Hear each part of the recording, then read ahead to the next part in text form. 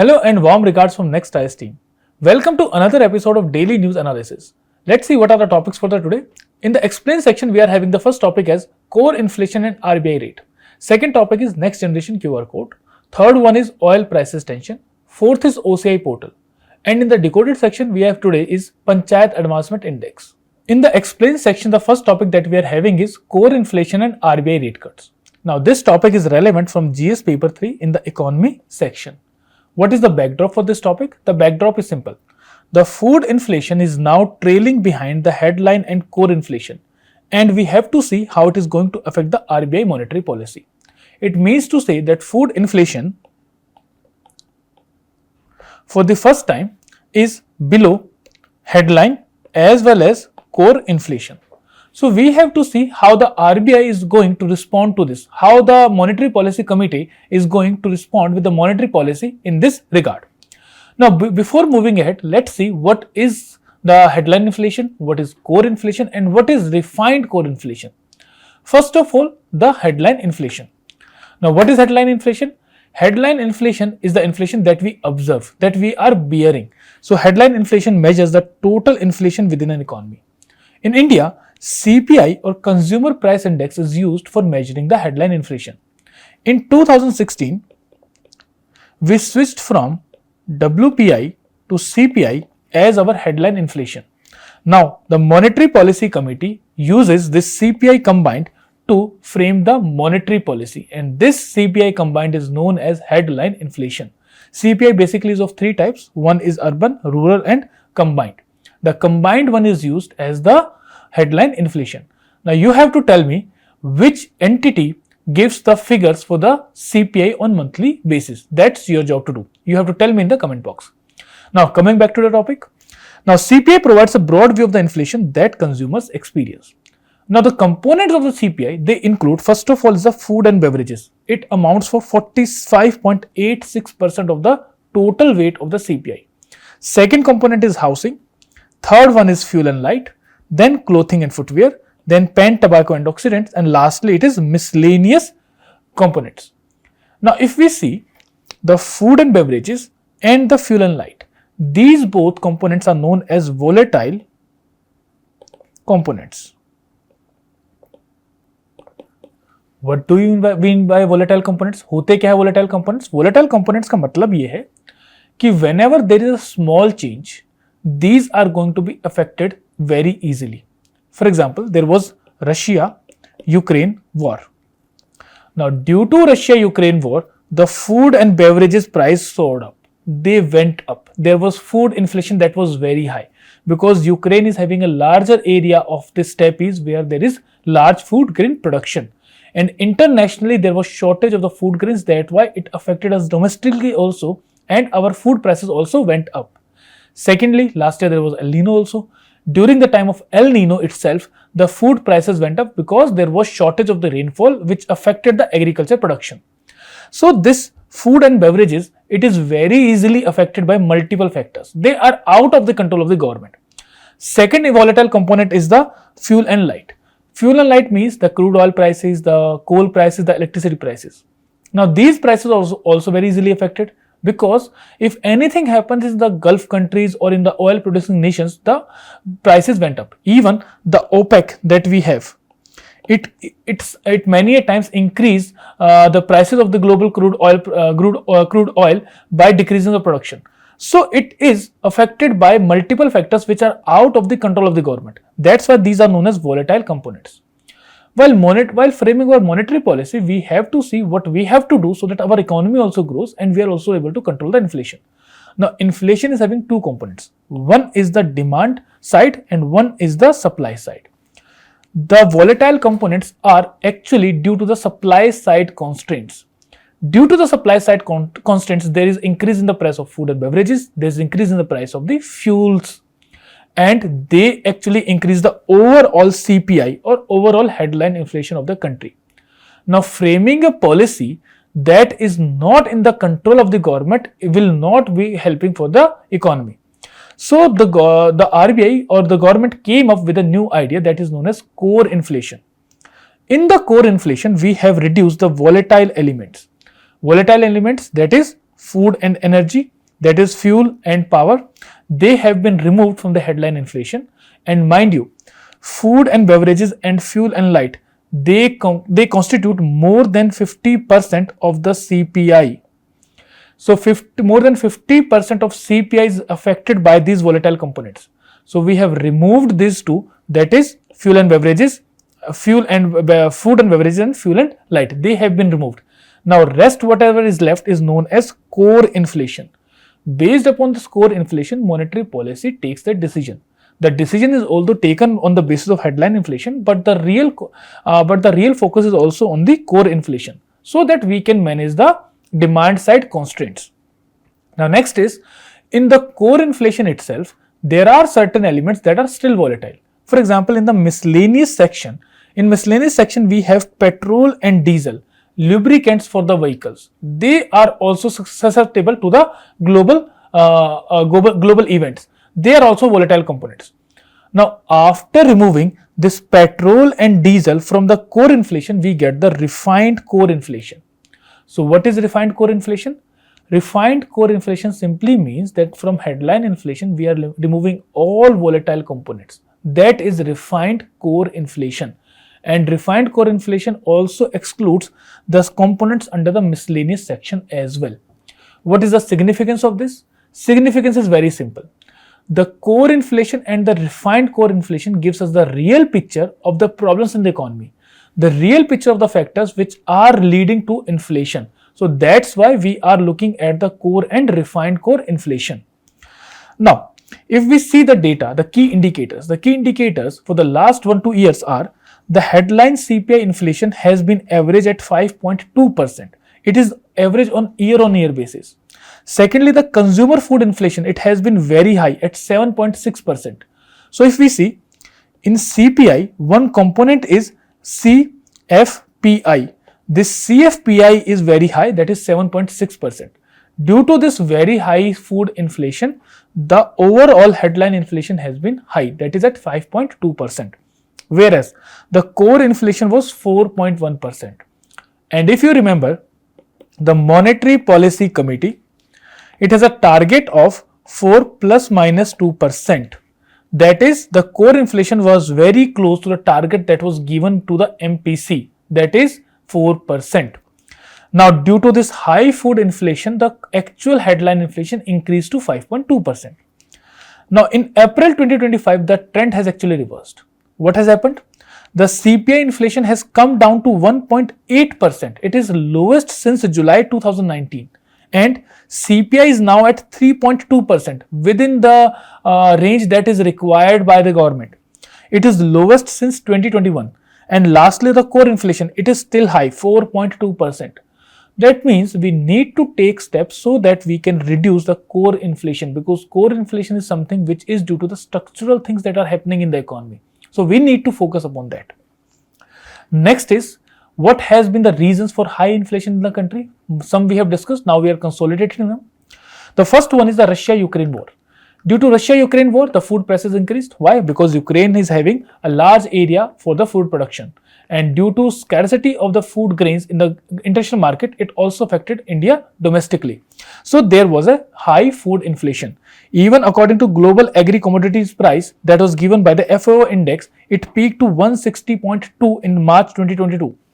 Then it triggered the imported food inflation in India. Second is El Nino. It affected India from April 2023 to May 2024. Now in this, it caused weak monsoon, delayed winters and heat waves. It affected our agriculture productivity, and there was poor crop output, thus leading to domestic food prices, inflation in domestic food prices. Third one is fuel price variability. That was due to geopolitical tensions. For example, Israel-Gaza war was there, then sanctions on the Iran, then there was Iraq situation. So due to these geopolitics as well as APEC plus production policies, the fuel prices also have been volatile. They have also contributed to higher headline inflation in the country. Next is the exchange rate instability. Now, the rupee, it has actually fell to a record low of 87.99 rupees per dollar. That means we have to pay 88 rupees, almost 88 rupees for buying $1. And that was basically due to the policies of the new President Trump. And it affected our forex reserve, which fell from $704.89 billion, that was historical high, to $623.98 billion in a very short span of time, that is 2 to 3 months. And it resulted in import inflation. Why? Because as the rupee value declines, our import bill also increases, because we are importing essential things. Essential things include oil. So the fuel and food inflation was imported due to the fall in the rupee value. Secondly, it also resulted in net FPI flow from the country. Almost $25 billion outflew from India between the time October 2024 to April 2025. So these were the reasons due to which there was high inflation in the country. Now, how the RBI policy is affected by these factors? The RBI monetary policy, or we can say, to be precise, MPC's Monetary Policy Committee's monetary policy depends upon the headline inflation. This headline inflation is including two parts, that is core inflation and the volatile components inflation. Volatile components include food and fuel. Now, if RBI focuses on the core inflation, then it is removing the volatile components. If it is reducing the volatile components, then it can control the problems of the demand side, because what this MPC or monetary policy caters to, monetary policy committee or monetary policy of the country caters to the money supply, which affects the demand. So if we are focusing on the core inflation, then we can actually see if we are increasing the money supply, what is going to be the effect on the demand, and this demand is going to affect the inflation. If we are using volatile component for framing our monetary policy, then this monetary policy will not be effective. Why? Because the volatile component of volatile inflation, that is food and fuel, that is due to some external factors. Those external factors are not in the control of RBI. So the RBI's focus should be on the core inflation for framing its monetary policy.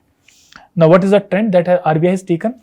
RBI has kept the repo rate unchanged at 6.5%. It was due to the high headline inflation, and this high headline inflation was due to the food and fuel inflation. Secondly, the decision was influenced by the low and stable core inflation. This rate could have been higher, but as the core inflation was very stable and it has almost kept at the same pace, that's why RBI kept this at 6.5%. Now recently there has been a rate cut as well, 0.5% reduction, and it has now gone to 6%. Consecutively, 0.25% has been reduction by the monetary policy, and now the current present rate is 6%. Now the core inflation is at 4.2%. Further cut may not be immediate as core inflation exceeds the RBI's 4% target. So this is the effect which the monetary policy, which the inflation or core inflation is having on the RBI's monetary policy. Now, based upon this discussion, you have to attempt this MCQ and you have to post your answers in the comment box. The second topic in the explain section is new barcodes. Now, this topic is relevant from GS paper 3, Science and Technology. Now, what is the backdrop here? The backdrop is that next generation QR codes will be introduced from year 2027. What is the news here? The news here is that next generation QR codes, it will be introduced by GS1, it is a non-profit organization, to bring more transparency, traceability, and to protect consumer interests. So it will be more inclusive. Next thing is that it is currently being tested in 3 countries including Australia, and introduction in India will depend upon the preparedness of the manufacturers. If they are prepared, then it will be introduced, and it is expected that by 2027 this will be introduced in India as well. Now, what is QR or quick response code? A QR code is a type of barcode that can be scanned by a digital device and that stores information as a series of pixels in square shaped grid. You might have seen the QR code as well. A QR code consists of black squares arranged in a grid on a white background and are read by specialized software that can extract data from the pattern in the matrix. These codes contain more information than the traditional barcodes and primarily handle 4 models of data: alphanumeric, numeric, binary, and kanji. Kanji is a type of Japanese language. So it includes these 4 modes of data that can be stored in this QR code. Now, if we see the barcode, A barcode is a bar or a method representing data in visual, machine-readable form. Initially, barcode represented data by varying its width, spacing, size of the parallel lines. This is a kind of a barcode. This is a kind of a QR code. What is the difference between two? First of all, the barcode is a one-dimensional scanned and is scanned linearly. Linearly means you are going from this to this manner कि आपको इस तरह से उसको scan करना है, तो they can be scanned linearly. While QR code is a two-dimensional and can be scanned from any direction. In whichever direction you want, it can be scanned. From up, down, or from east to west or west to right, it can be scanned in any manner. Next thing is that the barcode is a simple linear parallel bars and they are having spaces. Whereas a QR code is a complex grid pattern with multiple encoding modules. So that there are multiple modules in which the encoding can be done. Next thing is that the data capacity of the barcode is very limited, a few tens of characters. Whereas in the QR code, the data capacity is very, very high. It can store thousands of characters including URL, text, etc. Next is scannability. The barcode requires precise linear scanning and it is very, very sensitive to damaging. That means if one of the bar is somehow removed, or you can say it is somehow कुछ उस पे अगर हो जाता है, तो you cannot scan that barcode. Whereas QR code is very, very versatile. The scanning can be done from any angle. It can be read even if it is partially damaged. So a barcode, if it is partially damaged, it cannot be read. Whereas a QR code or a quick response code, it can be read even if it is partially damaged. So that is the benefit of a QR code. Next is the application. The barcode have been mainly used in retail for product identification. Whereas now QR code is used in marketing, mobile payments, authentication, access control. Even our Bhim app, you might have seen the QR code. The QR code is being scanned everywhere. So QR codes are very, very versatile. They can be scanned in from any angle. Even if they are partially damaged, then only they can be read. Next, the data storage capacity, that is very high for a QR code. They are well advanced over the barcodes. Now, next thing is the next generation QR codes. What are they going? These new generation barcodes are going to have? The next generation QR code is an advanced version of the traditional QR code or quick response code, designed to overcome the limitations in terms of data capacity, functionality, aesthetic, security, and interactivity. The key features included will be, first of all, it will be GTIN powered. What is GTIN? GTIN is Global Trade Item Number. So now this QR codes could be linked to the unique global trade item numbers. Next, the enhanced reliability. Work reliability on different printing materials under varying lighting conditions and with different scanner types. It can be used. Next, it will provide more detailed product information. Next thing, it is compatible with reader checkout system also. It can streamline the checkout process as well as it can give direct access to the brand and product information to the consumer. So it will be helpful to the consumers as well. Lastly, beyond basic URLs. Now this new generation QR code can store information beyond URLs as well. The traditional QR code typically provides links to the website. But these new advanced QR codes or next generation QR codes can help access detailed product information, exclusive discounts which are available. Then you can connect to the product digital twin as well कि इसके अलावा और कौन सा product है. Then you can enable digital identity verification, etc. Everything can be done through this next generation QR codes. Lastly, about this organization which is releasing this QR or which is developing this next generation QR code. The organization is GS1. Now GS1 is a not-for-profit international organization developing and maintaining its own standards for barcodes and corresponding issue company prefixes. It has 118 local members and over 2 million user companies. Now the main GS1 standards include GTIN or Global Data Synchronization Network. Second is Global Data Synchronization Network. Next is Global Individual Asset Identifier, Global Product Classification, then Global Shipment Identifier Number. So these all are the products of this GS1. Now for India, we have a GS1 India. This GS1 India is a global standard organization set by Ministry of Commerce and Industry along with CCI, FFICI, SOCHM, FIO, IMC, BIS, Spice Board, APEDA, IIP. Now what is the objective here?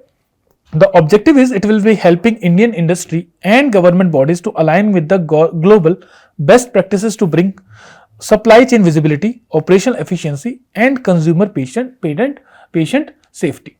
So this was about the GS1. Now, please attempt this MCQ and post your answers in the comment box. The third topic that we are having in the explain section is the ongoing oil price tension. Now, this topic is relevant from paper GS3 paper in the economy section. The backdrop is very simple, that the global oil demand is now approaching a plateau, and the International Energy Agency has also said that there will be only 0.73% growth in 2025 in the oil demand, and despite there are low prices for the oil. Now, this is a concerning thing for the oil producing countries. Why? Because oil producing countries now will be having less revenues. In this context, there was an OPEC meeting, and in this OPEC meeting, it was decided now they are going to reverse the trend. Initially, they were cutting the oil production so that there can be increase in the prices. They were actually imposing the supply side constraints by reducing the oil production. Now they are actually increasing the oil production. They have now decided that by June month, they are going to increase the production by 4.11 lakh barrels per day. That is 0.4 million barrel per day production will be increased. Initially in 2023, the oil production was reduced by 2.2 million barrels per day, and it was on voluntary basis.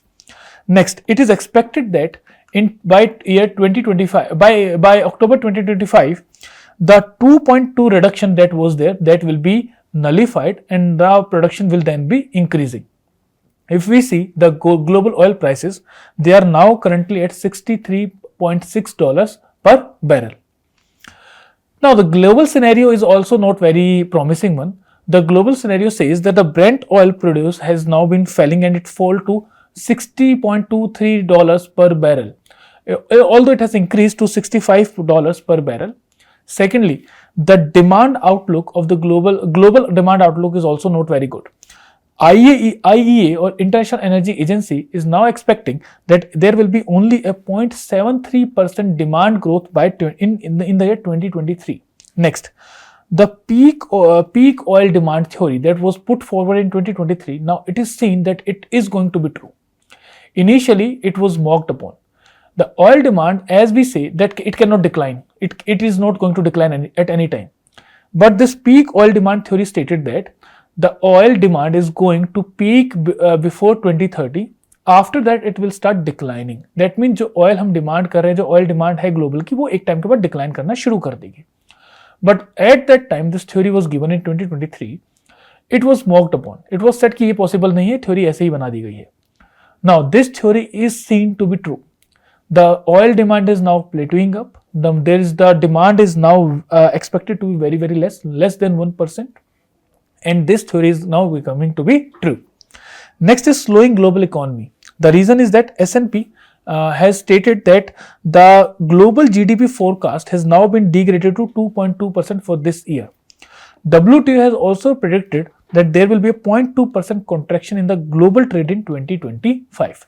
So these factors are going to affect the oil demand in a negative manner. Now, saying this, the OPEC had a meeting and they have decided to reverse the production cuts. Now they are going to increase the production instead of decreasing it, because it's very simple. If you want to increase the price of any commodity, create a scarcity. This scarcity is now not working upon, and that's why now OPEC is now taking decision to increase the production. Why the prices are not rising? That is the problem. So let's see the reasons why the oil prices have not risen in spite there have been a cut in the production levels. First of all, global recovery after COVID-19 pandemic has not been as it was expected. It has been a K-shaped recovery. It led to reduced recovery in the growth levels, and that's why the oil demand was also not increased as it was expected. Secondly, there is oversupply of the oil in the market, and new entrants, for example, non-OPEC producers like Brazil, Guyana, US shale gas oil producers, they are now in market and they are fulfilling whatever cut was given by the OPEC. So OPEC on one side was cutting the oil production. On the other side, non-OPEC nations like Brazil, Guyana, US shale oil companies, they were increasing their production. So they were actually neutralizing the production cuts given by the OPEC. Next, Saudi Arabia, which is one of the major producers of the oil in the world, it is now frustrated with the OPEC countries, especially the OPEC plus countries. Kazakhstan, Iraq, UAE, and Nigeria, they were overproducers, and it was decided that they are going to reduce their production levels. So now Saudi Arabia is saying that it is the only member which is actually having the production cut. Saudi Arabia itself amounted for 40% of the total production cuts. And other countries, UAE, Iraq, and Kazakhstan, they were not supportive in that manner. So now Saudi Arabia has also said that I am going to increase the production level. Next, the US president's visit to Gulf, and it has influenced this OPEC meeting as well. US is currently going through a high inflationary time. And one of the major factors for high inflation is the oil prices. Now, US has requested that these oil prices should not be increased. In this context, now OPEC countries have also said that we are going to increase the production so that the oil prices can be contained. In lieu of that, the US has now signed defense agreements. They are now signed the nuclear agreements. Also, there is a 100 billion supply of US arms to these OPEC countries. So this has been the trade-offs between the two nations. Next is long-term economic positioning. If we see, it is expected the sanctions on few countries like Iran, Russia, and Venezuela are going to be lifted. Today itself, President Trump has talked to Putin for the ceasefire. Now, if this ceasefire goes through and the Russia-Ukraine war now ends, then the Russia will be out of the sanctions, and Russia is one of the major producers of the oil. Now, if these major producers of the oil are coming to the oil market, then it is going to affect the OPEC countries. So that's why they are anticipating this, and they are also increasing their oil production. Next, they are attempting to front load the revenues before the oil demand plateaus more. Now, what is going to be the impact on India? First of all, India is a net importer of the oil products or the crude oil, and it is one of the major imports of the India. So India is going to be benefited. For example, India is the third largest oil importer in the world. If we see on the annual basis, the $1.137 billion of oil is brought by India every year. If there is a $1 drop in the oil prices, India is going to save $1.5 billion on annual basis. So this reduction in the oil prices is going to be helpful for India. Second, India's crude oil demand has grown by 3.2%. It is 4 times the global growth. That is, India is now importing more oils, and it is the rate at which India is importing. The increase in the rate is more than the global growth. It is 25% of the 25% of the total global growth that is being contributed by India itself. Now, what is the negatives in the mid long term? Because somehow we say that कि जब भी oil के prices decline करेंगे, India के लिए benefit होगा. But there are some negative aspects also. The mid long term negative impact that India can have are as follows. First one is the economic slowdown in the Gulf countries is going to impact India, because if the oil prices are not increasing, the growth in the Gulf countries is not going to be good. If the growth in these Gulf countries is not going to be good, first of all, it is going to affect our bilateral trade and investment, because they are not having enough revenues to import our products as well. Second, we get a lot of remittances. Around $50 billion per year dollars of remittances is from these Gulf-based workers itself. That is going to be affected because the oil revenues are now declining. Thirdly, tourism and job security of 9 million Indian expatriates who are working there is going to be affected. So it is going to affect the employment rate. It is going to affect the revenue that we are getting from the remittances. Thirdly, it is going to affect the bilateral trade with the Gulf countries. Next, there will be a reduction in the export value as well, because when India imports the oil, it is also exporting oil products. For example, refined petroleum is being exported by India, and it is one of the major export items of India, which is having a very high value. So there will be a reduction in the export value as well. Lastly, there will be lower tax revenues by the government of India as well, because if we are importing the oil and we are refining it, then means we are contributing to GDP. Now, if the prices are less, that means the government is also going to get less tax revenues. So we have to see both the things. There are positives, and immediate positives are very good, but in long term there can be some negatives as well. Now lastly, the major oil producing countries.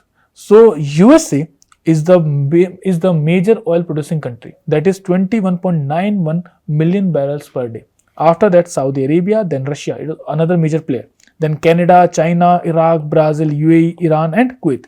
So these are the major oil producers of the world. Next is something about the OPEC. OPEC and OPEC plus. What is OPEC? OPEC is Organization of the Petroleum Exporting Countries. It is basically a cartel. What is a cartel? Cartel is a group of countries that decide that they are not going to compete with each other, but they are going to set the price in the market. In any market, when there are multiple producers, it means there is going to be competition, and when there is a competition, there will be a price realization that will be beneficial for the consumer. So, an open market which is having a number of producers is going to ensure a fair price to the consumers. Now, what a cartel is do is that, for example, these oil producing countries, they now sit together and they say that we are going to decide the global oil prices. So they are actually manipulating the global oil market. So OPEC is a kind of a cartel. OPEC is an intergovernmental organization and it was set in 1960 in Baghdad. The countries, the founding members were Iran, Iraq, Kuwait, then Saudi Arabia and Venezuela. The purpose basically was to coordinate and unify petroleum policies to secure a fair and stable price. Its headquarters is in Vienna, Austria. Now it is having 12 members presently: Iran, Iraq, Kuwait, Saudi Arabia and Venezuela. These were the founding members. Then Libya, it joined in 1962. Then we have UAE, it joined in 1967. Then we have Algeria in 1969. Nigeria 1971, Gabon it joined in 1975, left in 1995, then again joined in 2016. Then Equatorial Guinea in 2017 it joined, and Congo it joined in 2018. So last country which joined this OPEC was Congo in 2018. Now there have been some past members as well. Qatar, for example, it joined in 1961 and it was exiled in 2019. Indonesia, it joined in 1962, suspended twice, and last time it was suspended in 2016. Ecuador, it existed in 2020 itself. Angola, it joined in 2007 and existed in 2024. So presently there are 12 members to this OPEC organization. Next is OPEC plus.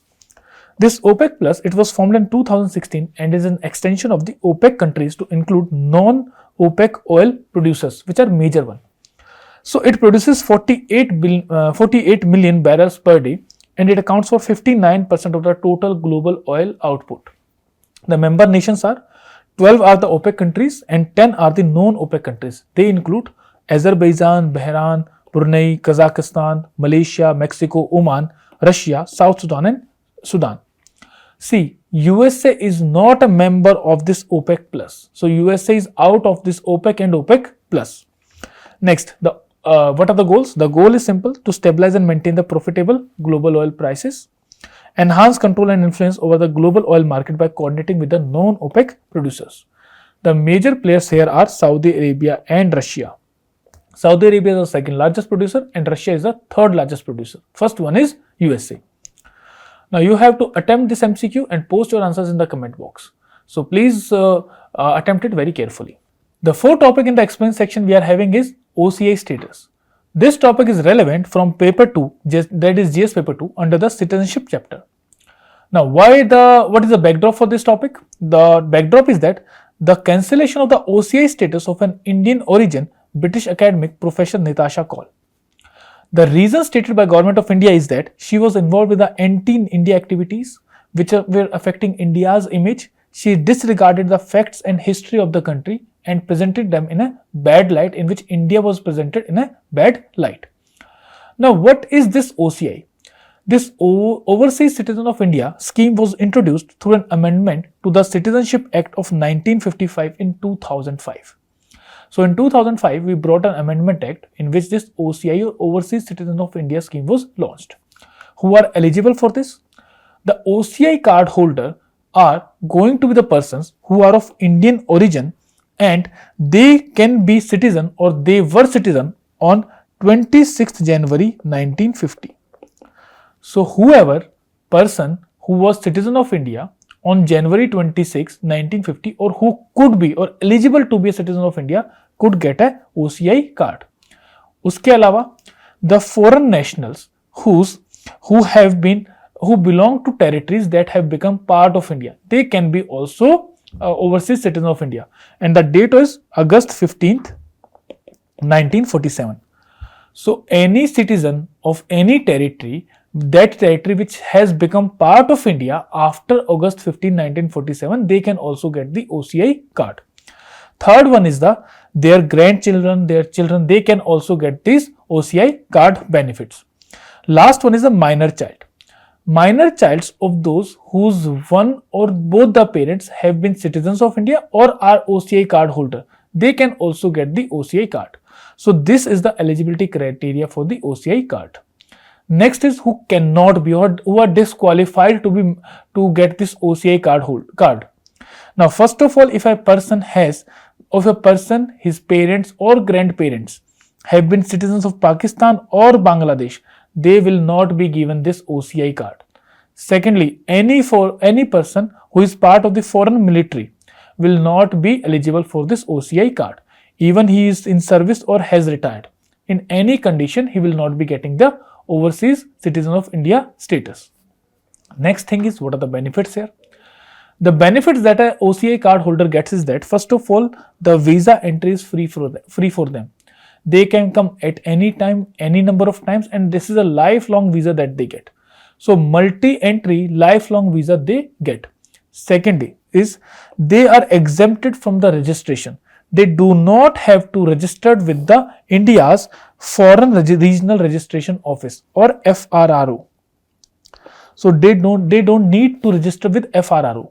So that is allowed with them. Third one is that they can open special bank account in the Indian territory itself. Next is they are having property rights as well. They can buy non-agricultural land or non-farm property and can have ownership right. Lastly, they have access to the protected areas. With protected areas, with permission, they can visit these protected areas. So these are the benefits that the OCI card holders get. Next is what the OCI card holder are not allowed to do, because question will be asked upon these areas only. First of all, they cannot vote. They are not entitled to vote. Even they are not entitled to contest elections in India for anything, for MLA, MLC, MP or to any local body. So they are not eligible to be a MLA, MP or MLC or any local body representative. Next, they are not eligible for Indian constitutional post, for example, Just to Supreme Court or High Court, CAG, Vice President, any constitutional post, they are not eligible to be part of that. And also they cannot normally hold employment in the government. With special permission, they might be appointed, but normally they will not be allowed to hold positions in the government. Next is that how this OCI status can be given up. There are two methods. First method is the renunciation. If the person himself says that I don't want this OCI status, in that case he and his minor children's OCI status will be revoked. Second is that the government of India can also cancel this OCI registration. That is what happened with this professor of the British who is a British citizen. Now, with these two methods, the OCI status can be revoked. Next is what are the grounds on which the OCI status can be cancelled. First one is that if the registration has been fraudulent, that means there has been some concealment of the facts or there has been some false representation. Then on basis of that fraudulent registration, the OCI status can be cancelled. Next is if the person is involved in unlawful activities. For example, he is trading with enemy or communicating with enemy, or in the times of war is having contact with the enemy. In that case also this OCI status will be revoked.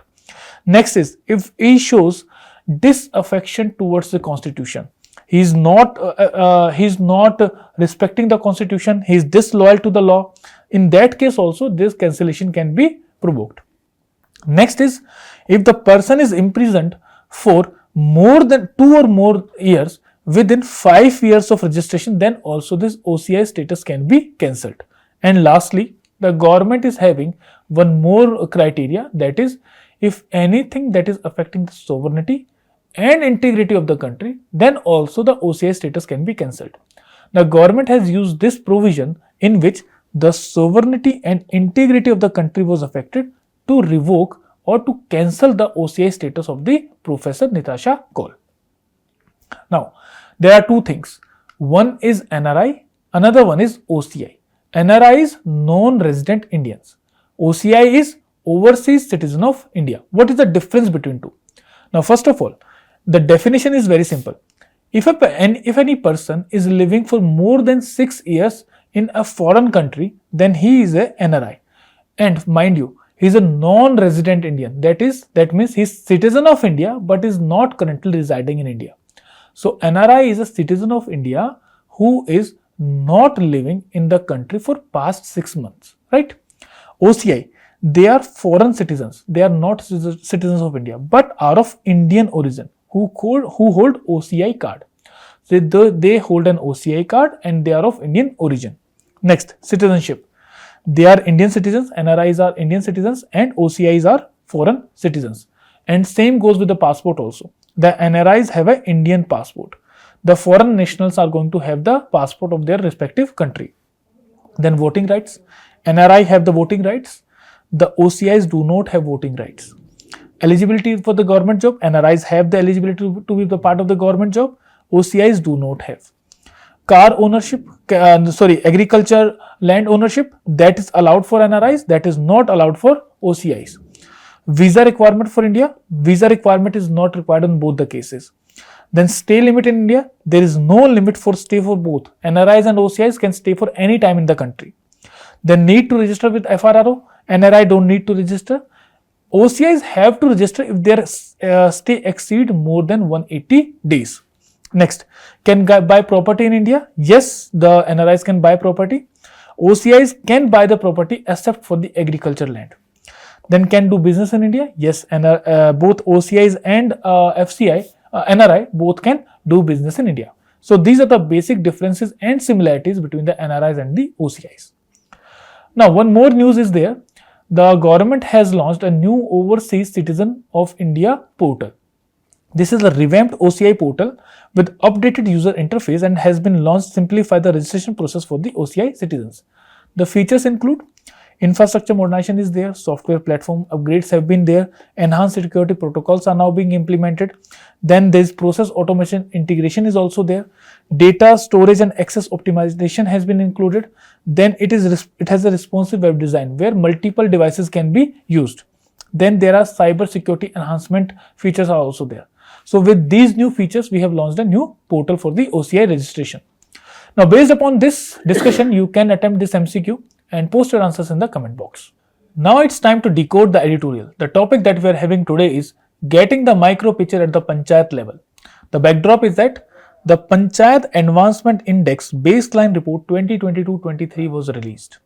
This topic becomes relevant from GS paper to local government topic.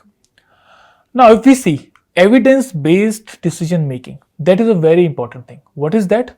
It is the process of making decisions by explicitly and consistently evaluating the best possible information. So it is making decisions based upon the information, based upon the data, rather than going with the personal intuition or personal inclinations. It emphasizes using data and evidence to into informed decisions, rather than relying on intuition or personal opinions. What are the benefits here?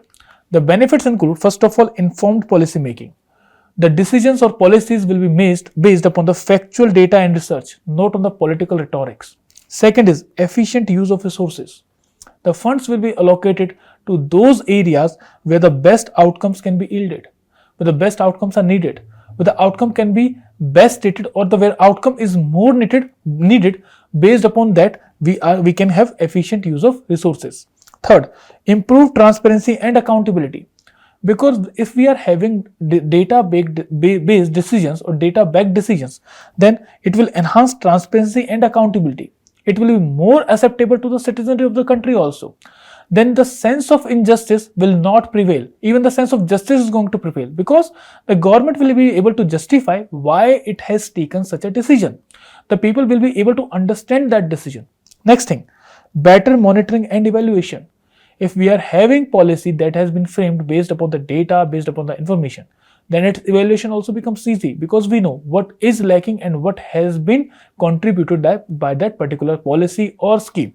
So it will impact the policy impact tracked through the measurable indicators will be done through it. Next, it reducing the subjectivity and bias.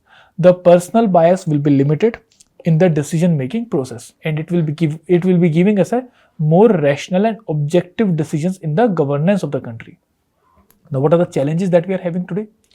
The challenges in the evidence decision making in the country today are that there are delays in conducting census operation, because census is a very important exercise through which we know what is the human resource in the country, what is the quality of that human resource, how much people we have to cater to. So that is now currently lagging in the country, and this releasing census data to researchers is very, very important. Second, change in the methodology by the government. It is making the availability of time series data a difficult task, because when we change the methodology, the previous data becomes redundant, because the data methodology has now been changed. Next, non-user friendly data format. When we are having a non-user friendly data format, then the ground level people are not able to understand it. Even if we see the data visualization tools that are available on the website data.gov and other portals are relatively underdeveloped. So having that data and understanding that data, these are two different things. So we are having a data which is not easily contemplated by the people who are using that data. So that becomes another challenge here. Next is focus on mega picture and not on the micro picture. What does this mean? The data that we are having is basically for the bureaucrats, who are senior bureaucrats, to show them what the situation is. But that data is not for the village level people, for the local government level. This data is actually not useful, because they are not able to understand that thing. And that data is also not reflecting the ground picture as well, because it is giving a summarized form of the whole nation. What we need is that we need a data that is area specific, so that area specific interventions can be taken. In this regard, this Panchayat Advancement Index was released by the Government of India. What is this? This is a composite index. It integrates 435 indicators across 9 themes, and there are 566 data points. So it is a very, very composite, very, very comprehensive data that caters to the panchayats of the country, or local government at the rural level in the country. Second, national alignment. It aligns with the National Statistics Framework formed by the Ministry of Statistics and Program Implementation. So secondly, it is aligned with the National Statistics Framework that we are having. Thirdly, it gives a user-friendly approach, because the data can be used or understandable by the local government personnel as well, and they can use this data to frame the policies, to implement the policies. Next, vast data collection.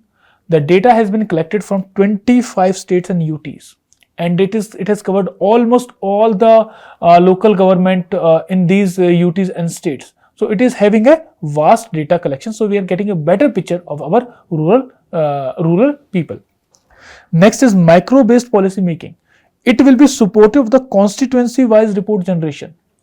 Constituency-wise, the reports can be generated. In which constituency, how many panchayats are there, what are the health indicators there, that reports can be generated. And by generating those reports, we can have an area-specific intervention in that particular area.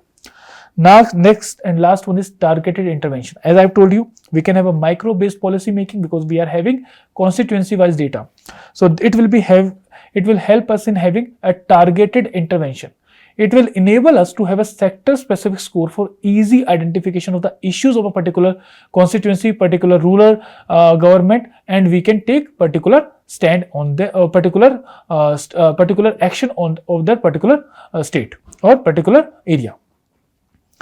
Now, what are the suggestive measures here? What other things that can be done? First of all, participation of all GPs are required because we have till now covered 25 states and UTs. Still over 11,000 gram panchayats have been left out. So they should be included in this data exercise.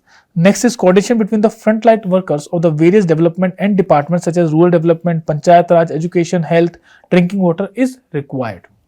Next, hand holding of the gram panchayat is also required. Institutions linked with Unnat Bharat Abhiyan can provide suggestions to gram panchayats to improve their PAI score. This PAI score will tell that which panchayat is ahead and which panchayat is lacking in which sector. Next, using PAI scorecard for funding by the CSR fund, Prime Minister Mineral Area Development Fund, MPI Local Development Fund scheme for realization of the SDG goals. So these are the suggested measures that can be taken. Lastly, recruit trained data analysts at the block and district panchayat levels to prepare and provide regular report cards for the various stakeholders. So in a nutshell, this PAI, this can be beneficial for us in multiple manners. First of all, the PAI is having its own data collection that is very vast, very comprehensive, and it is having 566 data points that are very actually comprehensive. They are covering every aspect of our rural economy and rural society. Secondly, we can have some multiple things. For example, we can have a trained data analyst which can contemplate this, which can analyze this data, and which can give understandable inputs to the local functionaries. Secondly, PAI scorecard, that will be very helpful because that will help us to know which panchayat is lagging and which panchayat is ahead, so that we can intervene on basis of that itself.